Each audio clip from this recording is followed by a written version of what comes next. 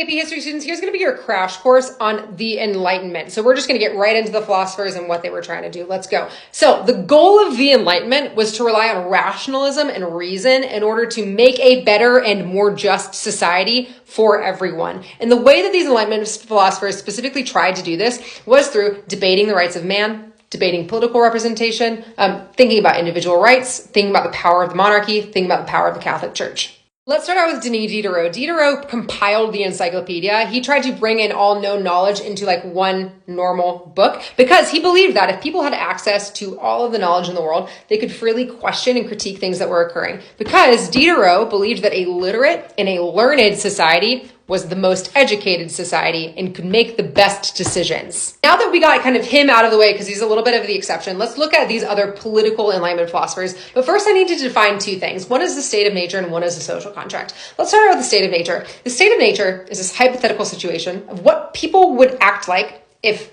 they were never in a government or some kind of society or institutions. Like Lord of the Flies, right? We are dropped on this abandoned island. Are we going to seek the well-being of others? Are we naturally inherently good and want to lead to prospering of everyone? Or are we going to kill everyone and like Lord of the Flies style, someone's going to take power and it's going to be real bad? The second thing is the social contract. So your social contract is this idea that we have these implicit or explicit agreements about how we all need to be interacting with each other in a society. The way that I always phrase this to my students is that we in the United States have agreed that it's not appropriate to walk outside naked. So our social contract, our understanding of how we need to interact to best understand and live with everyone around us is to abide by the rule that we should be dressed in public. Social contracts can also then be extended to how a person interacts with the state and the role that the state has over an individual. In living in the United States, I have agreed to abide by the rules of the United States. And if I don't do that, then bad things will happen. I will face those consequences. But also, the government of the United States has promised that they will protect these freedoms that I have. So that is also another example of a social contract. With those two things defined, let's get right into these early English Enlightenment philosophers, Thomas Hobbes and John Locke. You actually don't need to know Thomas Hobbes for the purpose of the AP European History test, but I like to use him as a foil, especially when we're talking about John Locke. Hobbes and Locke both grew up and were influenced by the English Civil War, right? This time of blood and chaos and like what is happening with our government in England. Hobbes looked at that and said, in the state of nature, especially because I grew up during this war, people are going to be bad. Life is solitary, poor, nasty, brutish, and short. So in order to allow people to protect themselves from themselves, people need to surrender all of their rights to one monarch who will rule over them justly and absolutely. This is in contrast to Locke. Locke says, actually, you know what? In the state of nature, I actually think that people are going to seek out the well-being of others. And that because of that, the purpose of a government is to protect people's natural inherent rights, which are life, liberty, and property. And if the government does not protect those rights, it is the duty of the citizens to overthrow that government and establish a government that does. This plays out most clearly in the American Revolution. Is absolutism. Locke is all about natural rights. Let's move on to the French philosophers. We'll start with Voltaire. Voltaire was specifically for freedom of speech and freedom of religion. Voltaire spent a lot of time in England when he was a youth, and he was like, hey, in England here, there's like economic freedom and that the nobility have to pay taxes. And there's also like religious toleration, kind of, unless you're Catholic, because we can get into that later.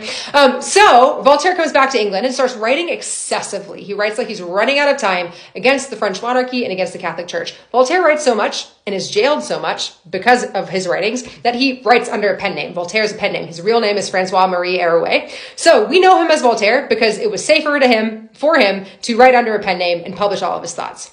Voltaire, because he spoke out against the monarchy and spoke out against the power of the Catholic Church.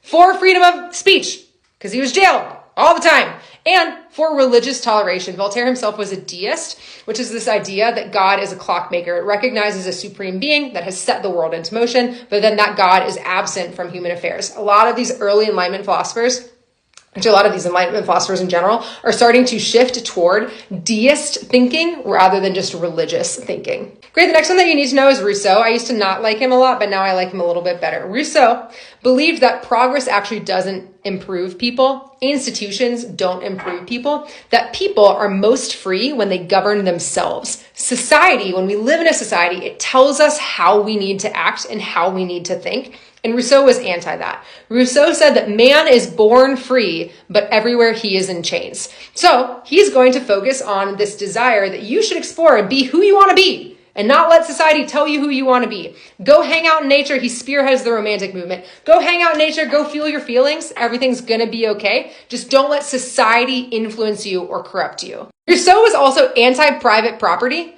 because he believed that the earth belongs to no one. But then he also, really believed that a woman's place was in the home and not in the political sphere, which is in great contrast to Mary Wollstonecraft, another English philosopher. Mary Wollstonecraft says that women only appear inferior to men because they lack equal access to education.